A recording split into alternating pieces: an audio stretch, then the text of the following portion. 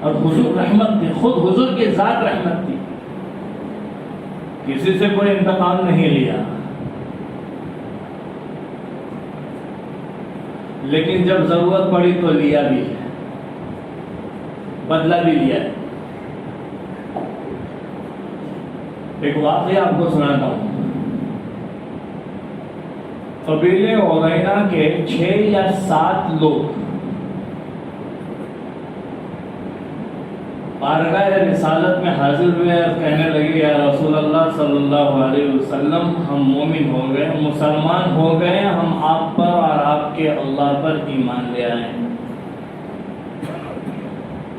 ظاہر میں اپنے آپ کو مسلمان بتلایا، باطن سے منافق تھے۔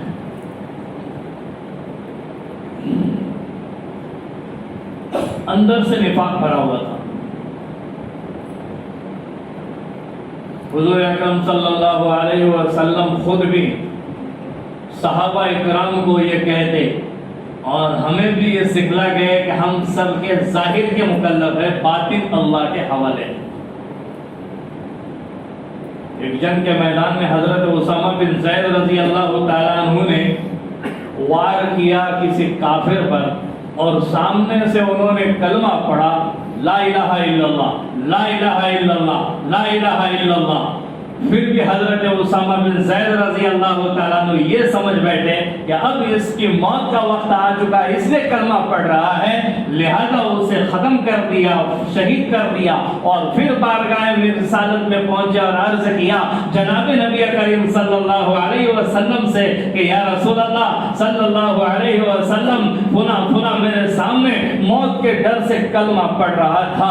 نبی کریم صلی اللہ علیہ وسلم اپنے مسند سے ٹیک لگائے ہوئے بیٹھے تھے، جب سنا ہے تو اس طرح سے غم زدہ ہوئے اور پریشان حال ہوئے اور کہنے لگے اقتلت بعد ما قال لا الہ الا اللہ، اقتلت بعد ما قال لا الہ الا اللہ، اس نے لا الہ الا اللہ کہنے کے بعد بھی تم نے اسے قتل کر دیا۔ ارے اسامہ، ہم تو ظاہر کے مکلف ہیں، باطن اللہ کے حوالے ہیں۔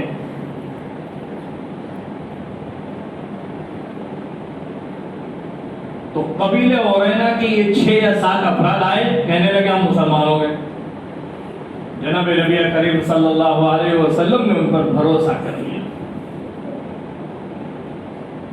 اب مدینے کی آب و ہوا سب کو راس نہیں آ رہی تھی، وہاں کا کلائمیٹ سوٹ نہیں ہو رہا تھا۔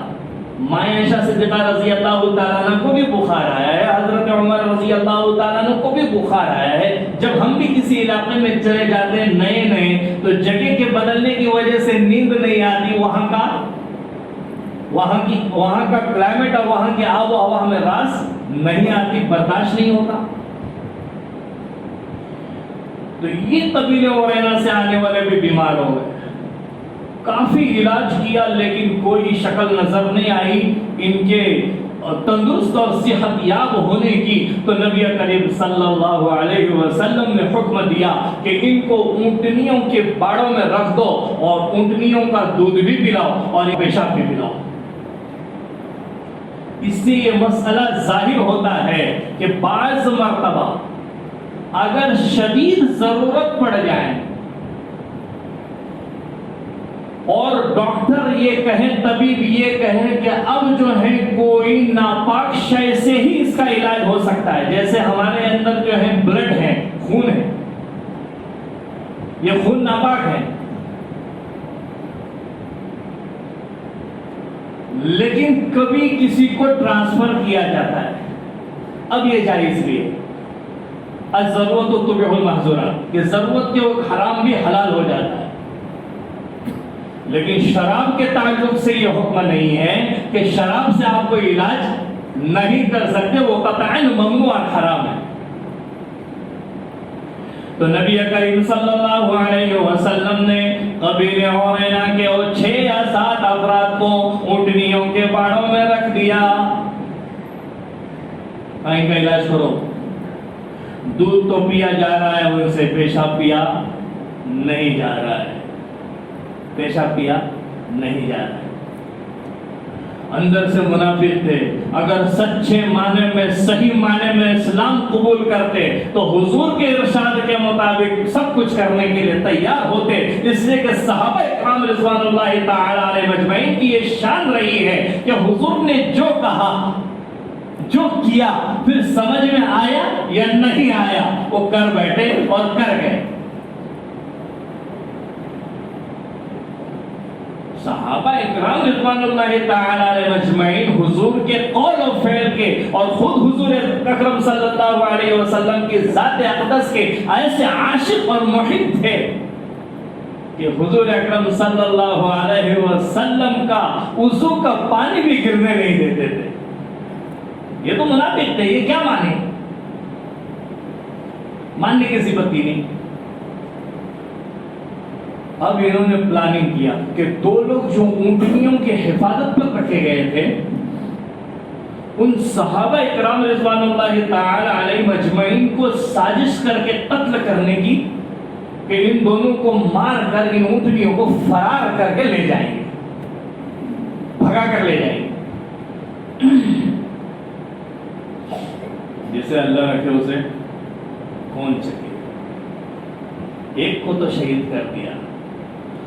دوسرے صحابی رضی اللہ تعالیٰ عنہ دوڑے ہوئے آئے بارگاہ رسالت میں عرض کیا یا رسول اللہ صلی اللہ علیہ وسلم ان 6 یا 7 لوگوں کو جو آپ نے بھیجا تھا انہوں نے میرے ایک ساتھی کو شہید کر دیا ہے. مجھ پر وار کر رہے تھے, میں فرار ہو کے آپ کی خدمت اقدس میں حاضر ہوا ہوں اور وہ اونٹنیاں لے کر فرار ہو گئے. یہاں جناب نبی کریم صلی اللہ علیہ وسلم نے انتقام لیا. میں یہ عرض کرنا چاہ رہا تھا کہ ضرورت کے درجے میں نبی کریم صلی اللہ علیہ وسلم نے مسائل امت کے سامنے واضح کرنے کے لیے ان چیزوں کو رکھا. اور کیسا انتقام لیا آپ دیکھیے. گھوڑ سوار میں سعد بن ابی وقاص رضی اللہ تعالیٰ عنہ, اسامہ بن زید رضی اللہ تعالیٰ عنہ یہ تیز رفتاری کے ساتھ جو ہے وہ گھوڑا دوڑاتے تھے. بھیجا جاؤ پیچھا کرو اور انہیں پکڑ کے لے آؤ, پکڑ کے لے آؤ. یہ نہیں کہا وہاں مارو, لے آئے, گرفتار کر کے لے آئے. بدر کے قیدیوں کے ساتھ بڑا آسانی کا معاملہ کیا نبی کریم صلی اللہ علیہ وسلم نے.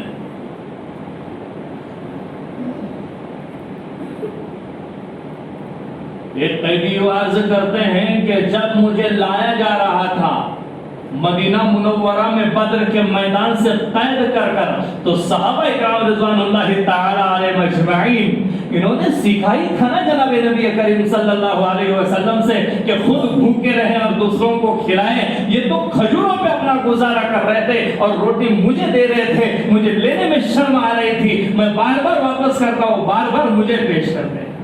آخر کار مجھے کھانا پڑتا. اتنا نرمی والا معاملہ کیا ہے. لیکن ان قبیلے ہورینا کے لوگوں کے ساتھ اب کیا کیا جناب نبی کریم صلی اللہ علیہ وسلم نے انہیں مسجد نبوی کے باہر کھڑے کر دیا. ان کے ہاتھ پاؤں کاٹ دیے, ناک کاٹ دی, آنکھیں پھوڑ دی, گویا کہ مسلح کر دیا, شکل صورت بدل دی اور پھر تپتی ریت پر چھوڑ دیا کہ اب تڑپ کر مر جائیں. اللہ اکبر. شریعت مطہرہ نے ہمیں یہ قانون پاس کر کے دیا ہے کہ اب کسی جانور کو بھی آپ ذبح کر رہے ہیں, چاہے جائیں آپ کا وہ حلال جانور ہے, آپ اسے کھانے کے لیے ذبح کر رہے ہیں یا عقیقہ یا قربانی کر رہے ہیں, تو آپ کے پاس چھری بھی ہو, وہ بڑی تیز ہو کہ جلد از جلد اس کے حلق جو ہے وہ الگ ہو جائیں اور اس کا تن سے سر جدا ہو جائیں. آپ جو ہے اس کا اتنا لحاظ رکھے. لیکن حضور اکرم صلی اللہ علیہ وسلم نے یہ بتلایا کہ اگر میں شافعی محشر بھی ہوں, اگر میں رحمت للعالمین بھی ہوں اور میں نبی آخر الزمان بھی ہوں, تو میں سارے مسائل دنیا کو سکھلا جاؤں گا اور رہتی دنیا تک ان پر عبور حاصل کرنا ہوگا اور سچے دل سے اس کو ماننا ہوگا. حضور نے بتلایا کہ جب ضرورت پڑی ہے میں نے قبیلے ہورینا کا یہ حال کر دیا, ان آنے والوں کا یہ حال کر دیا اور تپتی ریت پر انہیں چھوڑ کر لڑا دیا کہ آپ تڑپ کر مر جاؤ. کبھی خود کی ذات کے لیے انتقام نہیں لیا, یہ بتلایا کہ ہمارے ایک ساتھی کو شہید کرنے کا یہ تمہیں صلہ ملے گا۔ بڑے مغرور تھے کفار مکہ، یہود و نصارہ اور مشرکین مکہ، اور ان کا ساتھ دے دیتی یہ منافق۔